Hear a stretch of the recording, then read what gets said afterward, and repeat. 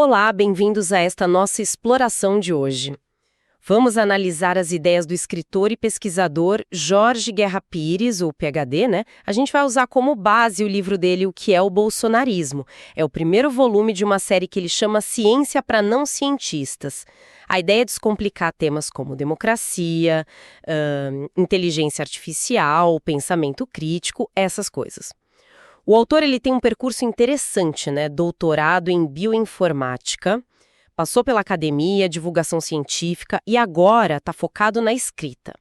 Ele mistura ciência, crítica social, filosofia. E a nossa missão aqui é tentar destrinchar os argumentos do livro sobre o fenômeno do bolsonarismo, né? Olhando como o Pires aborda racionalidade, pensamento crítico, desinformação e também as conexões que ele faz com ciência e religião. Bom, vamos lá. O ponto de partida do Pires parece ser uma preocupação bem grande com o pensamento crítico. Ele vê como algo essencial para a cidadania, mas que, ao mesmo tempo, está super ameaçado por um bombardeio de desinformação, de notícia falsa, e ele direciona bastante essa análise para o que ele chama de extrema-direita brasileira, especificamente o bolsonarismo. Ele até adianta que um próximo livro vai focar mais na relação com a religião. E é interessante como ele já lida com a questão da imparcialidade logo de cara, né? Ele admite, assim, que focar tanto no bolsonarismo pode soar meio parcial, mas ele justifica dizendo que encontrou, uma avalanche de exemplos nesse campo específico. Para ele, o bolsonarismo seria um reflexo local de algo maior, global, que ele até chama de fascismo. Ele argumenta que comparar certas coisas seria como, comparar banana com maçã, sabe? Criticando o que ele vê como uma relativização para normalizar ou diminuir a gravidade de certas ações. O exemplo que ele traz é tentar equiparar o caso das joias do Bolsonaro com bens do ex-presidente Lula, ignorando que as leis, os contextos eram completamente diferentes. Faz sentido ele abordar isso de frente. E a desinformação, então, é um pilar central para ele, né? O livro parece recheado de casos que ele acha que são exemplares disso. Tem aquela história quase bizarra da cantora do ABBA sendo usada como especialista em eleições para validar a teoria de fraude. Exato. E não para aí, não. Ele menciona gráficos usados completamente fora de contexto, até no Congresso Nacional, e também o tal gabinete do ódio, né? Que ele descreve, com base em denúncias e reportagens, como uma estrutura organizada mesmo para produzir fake news, supostamente bancada com dinheiro público. Tem uma sensação de impotência que ele capta bem. Aquela ideia de que nas redes sociais parece que a mentira sempre ganha. E tem mais método nessa loucura, segundo o autor. Você falou de uma observação que ele atribui ao Alexandre de Moraes sobre um novo tipo de fake news. Como é isso? Sim, a tática seria conectar fatos que não têm nada a ver um com o outro, mas que juntos ali criam uma aparência de verdade, uma correlação que não existe. Forçada. Ou então pegar eventos antigos, desenterrar coisas e apresentar como se fossem recentes para manipular a opinião. O ponto que o Pires enfatiza é que uma checagem básica, uma pesquisa rápida em fontes confiáveis já desmontaria muitas dessas narrativas. Mas elas se espalham do mesmo jeito. O que leva a gente para outra camada da análise dele, né? Não só a desinformação em si, mas como a gente pensa e as armadilhas do nosso próprio raciocínio. Ele conecta essas falhas comuns ao bolsonarismo e também à religião. Primeiro, ele tenta definir racionalidade de um jeito mais prático, né? Como a capacidade de argumentar de forma lógica, com premissas claras, verificáveis, para que outras pessoas possam seguir o mesmo caminho mental, assim. E ele contrasta isso com o que ele considera exemplos de irracionalidade. Ele aponta, por exemplo, aquela aparente contradição de grupos que são contra o aborto, em nome da defesa da vida, mas ao mesmo tempo apoiam políticos pró-armas, ou que defendem abertamente violência contra bandidos. Para tentar explicar essas tensões, ele vai buscar na psicologia. Cita especificamente a teoria do Daniel Kahneman sobre os dois sistemas de pensamento. O sistema 1 e o sistema 2. Você pode relembrar para a gente como Pires usa isso na análise dele? Claro, de forma bem simples, o sistema 1 é nosso pensamento rápido, né? Intuitivo, emocional, quase automático. É a reação na hora. O sistema 2 já é o pensamento mais lento, analítico, deliberado exige esforço. Pires sugere que muitas reações políticas, especialmente as mais inflamadas ou que parecem contraditórias, podem ser entendidas como dominadas pelo sistema 1, enquanto a análise mais ponderada, mais racional, ficaria para o sistema 2, que muitas vezes é ignorado ou não é nem ativado nesses contextos. Entendi. É tipo reagir com raiva a uma notícia no Zap, sistema 1, antes de parar para checar a fonte e o contexto, sistema 2. E ele tem outras ferramentas para analisar isso, certo? Como aquele tal de pensamento em forma de cebolas. Exatamente. É uma metáfora visual interessante que ele usa. Pires descreve que, especialmente em discursos que ele associa ao bolsonarismo e a certas vertentes religiosas, as pessoas constroem camadas de justificativas, como uma cebola mesmo. A camada de fora é a justificativa socialmente aceitável, né? Aquela mais palatável. Mas se você começa a descascar, a questionar, pode encontrar motivações mais profundas e, segundo ele, muitas vezes menos defensáveis. Pode dar um exemplo de como ele aplica isso? Para ficar mais claro? O exemplo que ele usa no livro é a oposição ao casamento homoafetivo justificada pela proteção das crianças. Pires argumenta que, se você investigar essa camada externa, pode descobrir posturas ali por baixo, que toleram, por exemplo, casamentos heterossexuais abusivos, desde que sejam baseados em dogmas religiosos. Ele até cita umas passagens bíblicas específicas sobre submissão feminina ou tratamento de vítimas de estupro, para ilustrar o tipo de valor que, na visão dele, pode estar escondido nessas camadas mais internas, sustentando a posição inicial. Isso conecta bem com outros conceitos que ele aborda, tipo dissonância cognitiva e racionalização, imagino eu. Totalmente. Dissonância cognitiva é aquele desconforto que a gente sente quando tem crenças que batem de frente ou quando nossas ações contradizem o que a gente acredita. Para aliviar esse mal-estar, a gente tende a racionalizar, ou seja, criar justificativas lógicas ou nem tão lógicas assim, para manter uma coerência interna, para se sentir bem consigo mesmo. Pires volta ao exemplo das joias. À medida que novas informações iam surgindo, as justificativas dos apoiadores iam mudando, né?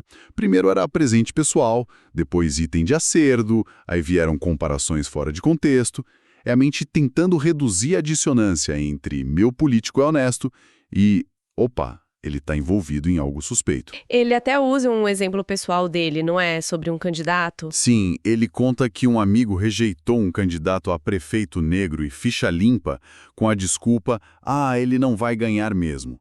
Pires sugere que essa racionalização não vai ganhar poderia estar, na verdade, encobrindo um motivo menos consciente e mais incômodo. Talvez um preconceito racial, ele levanta a hipótese. Ele menciona a ideia da pirâmide do erro. Quanto mais a gente defende uma posição errada, mais difícil fica admitir o erro. E aí a gente se afunda mais ainda para manter a autoimagem. E essa linha de análise sobre racionalização, justificativas, leva ele a conectar forte bolsonarismo e religião, certo? Sim, é um argumento central para ele. O Pires argumenta que a religião é frequentemente instrumentalizada no debate político, ou seja, usada como uma ferramenta, sabe? Uma fachada, para dar um verniz de moralidade a posições que, no fundo, segundo ele, seriam sobre poder, controle social ou manter privilégios, como o machismo ou outras ideias conservadoras. Ele contrasta isso com visões filosóficas como a de Kant, que separa moralidade e religião, e critica também como a própria ciência pode ser manipulada nesse jogo. Ele cita o caso de um pesquisador cujo estudo técnico sobre voto impresso foi totalmente distorcido por políticos para atacar as urnas eletrônicas. O pesquisador teve que vir a público desmentir o uso indevido do trabalho dele. Uma coisa séria. Aqui a conversa entra num território que Pires parece explorar bastante. A relação entre esse fenômeno político que ele analisa e uma postura anticientífica. Como ele faz essa ligação? Ele traça um paralelo bem direto. Pro Pires, o movimento bolsonarista compartilha características fundamentais com movimentos anti-ciência clássicos. O exemplo mais óbvio que ele aponta é a forte resistência e negação das vacinas contra a Covid-19, que foi uma marca do discurso de parte desse grupo, né? Ele contrasta a ciência, que ele descreve como um processo coletivo que se autocorrige com base em novas evidências, que depende de confiança mútua e verificação.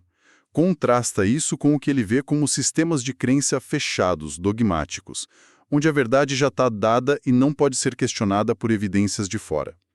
Ele até menciona um erro lógico comum nesses contextos, a falácia da ignorância, que é basicamente dizer como não provaram que X é falso, então X é verdadeiro, ou o contrário. E como ele analisa o tratamento das evidências nesse cenário? Por que alegações que ele considera sem base ganham tanta tração assim? Pois é, essa é a pergunta-chave para o Pires. Ele critica muito a insistência nas alegações de fraude nas urnas em 2022.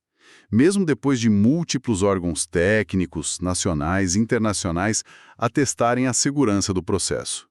Ele se pergunta, por que notícias visivelmente falsas à cantora do ABBA, Paulo Freire virando ministro depois de morto, a lenda dos banheiros unissexo obrigatórios por lei, são tão facilmente aceitas e viralizadas? E quais as explicações que ele oferece para isso acontecer? Ele aponta para uma combinação de fatores psicológicos e sociais. Primeiro, a nossa vulnerabilidade a histórias repetidas. Aquela velha ideia, às vezes atribuída a Goebbels, de que uma mentira repetida 1000 vezes vira verdade. Segundo, a dificuldade humana básica que o Kahneman estudou, em distinguir o que é fato do que é ficção bem contada. Especialmente quando a ficção confirma o que a gente já acredita, né? O famoso viés de confirmação. E terceiro, o papel crucial dos ambientes de informação fechados, grupos de WhatsApp, Telegram, que criam bolhas e reforçam uma versão alternativa da realidade que fica imune a informações de fora que a contradigam. E sobre os vieses cognitivos, ele detalha mais algum que ele acha relevante nesse contexto? Sim, vários. Além do viés de confirmação, procurar só o que confirma o que a gente já pensa, ele menciona o viés da disponibilidade. A tendência de superestimar a importância de informações que estão mais frescas na memória ou que são mais chocantes, mais vívidas. Por exemplo, você vê a notícia de um crime violento na sua cidade e já conclui que o país inteiro está um caos incontrolável, ignorando estatísticas mais amplas. Outro ponto é o scapegoating, a necessidade de achar um bode expiatório. Ele cita como exemplo culpar toda a corrupção e os problemas históricos do Brasil só no PT, ignorando a natureza sistêmica e antiga da corrupção no país. E, por fim, o que ele chama de analfabetismo estatístico, a dificuldade geral que as pessoas têm em entender probabilidade, ler gráficos, interpretar amostragens. O exemplo foi a narrativa do Lula-Gastão, que o ministro Haddad rebateu mostrando o contexto da dívida com inflação, juros altos, gastos herdados. É interessante essa ideia do analfabetismo estatístico. Quer dizer, não é só não querer ver, às vezes é não saber ler os dados, né? E ele chega a falar em estupidez coletiva. Isso parece um termo forte. Sim, é um termo provocativo que ele usa. A ideia central é que ter um diploma, mesmo um doutorado, não é garantia de imunidade contra o pensamento irracional. Principalmente quando entra em campo a paixão ideológica, o sentimento de pertencer a um grupo. Nesse ponto, ele até lembra a Hannah Arendt e o conceito da banalidade do mal. Arendt, observando o julgamento do Eichmann, sugeriu que atos horríveis podem ser cometidos por pessoas comuns, não por pura maldade calculada, mas por uma espécie de ausência de pensamento, uma recusa ou incapacidade de refletir criticamente sobre as ordens recebidas ou as narrativas dominantes. É como se as pessoas entrassem num piloto automático ideológico, sabe? Só repetindo. Isso leva a gente para a questão das narrativas. Como é que o Pires aborda esse conceito? Ele parece usar bastante. E ele faz questão de dizer que não usa narrativa como algo necessariamente negativo ou falso. Narrativas são as histórias que a gente constrói para dar sentido ao mundo. Todos nós fazemos isso o tempo todo. Ele dá um exemplo interessante ao discutir as diferentes narrativas que tentam explicar por que o Brasil e os Estados Unidos tiveram desenvolvimentos tão diferentes. Ele questiona a explicação simplista que se baseia só no tipo de colonização, exploração versus povoamento, e levanta a hipótese do jeitinho brasileiro. Ele não afirma que o jeitinho seja a causa única, mas sugere que a própria ideia do jeitinho, como uma característica nacional inescapável, pode funcionar como uma profecia que se autorrealiza, uma ideia hiperreal que acaba moldando nosso comportamento e nossas expectativas. Entendi. A narrativa moldando a realidade e não só descrevendo. E qual o papel da evidência nessas narrativas? O que conta como prova para o Pires? Esse é um ponto crucial na argumentação dele. Ele é bem direto nisso. Textos religiosos, como a Bíblia, por exemplo, não são evidências em si mesmos. São conjuntos de afirmações que precisam de evidências externas. Evidências verificáveis por múltiplos observadores independentes para serem considerados fatos. Ele contrasta forte a metodologia científica, que busca ativamente a refutação, o que ele chama de falseabilidade, que depende da revisão crítica por outros especialistas, revisão por pares, e que constrói conhecimento aos poucos, de forma coletiva.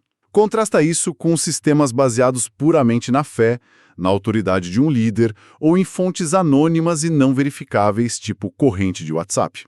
Ele até brinca com o paradoxo do golfinho bonzinho, nossa tendência de ver intenção e significado onde só tem acaso. É quase como se a ciência fosse um sistema feito para desconfiar de si mesmo, né? Enquanto outros sistemas são feitos para se proteger da dúvida.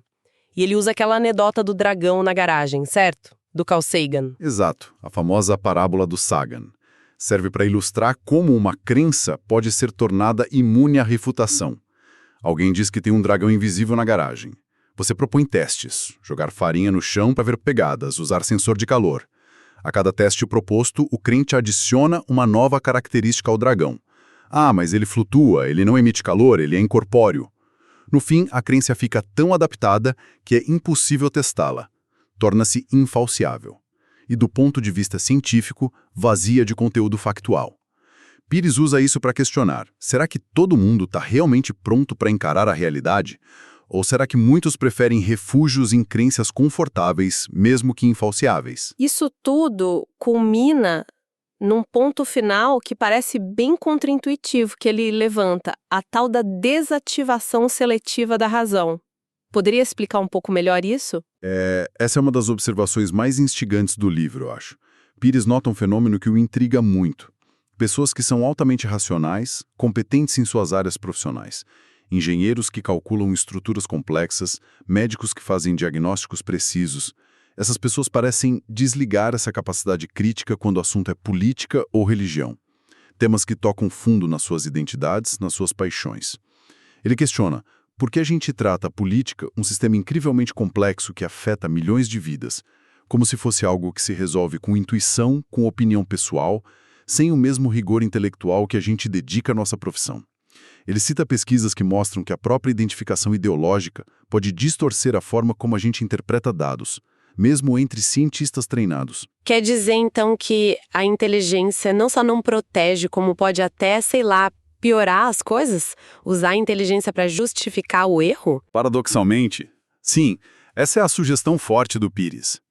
Ele argumenta que uma alta capacidade cognitiva pode, na verdade, turbinar a racionalização. Uma pessoa muito inteligente pode ser mais hábil em construir justificativas complexas e aparentemente lógicas para defender suas crenças pré-existentes, mesmo quando as evidências apontam para o outro lado. A inteligência seria usada não para buscar a verdade objetiva, mas para defender a própria tribo, a própria visão de mundo a qualquer custo.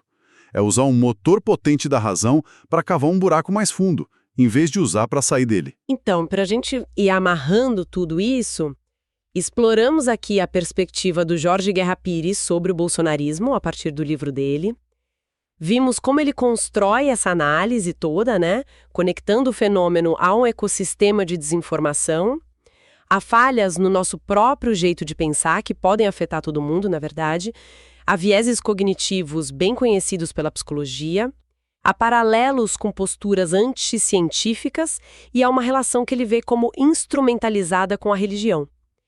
O objetivo dele, como ele mesmo coloca, parece ser mesmo provocar a reflexão, o pensamento livre. E essa análise focada nos mecanismos do pensamento, nos vieses, nos deixa com uma provocação final bem interessante, que o próprio autor levanta. Se a razão pode ser tão facilmente desligada ou distorcida por paixões ideológicas, religiosas, mesmo pessoas com alto nível de educação, treinamento técnico, como é que a gente pode se proteger disso? Por que a gente subestima tanto a complexidade da política, tratando como se não exigisse um esforço intelectual sério, contínuo? Fica a pergunta, né?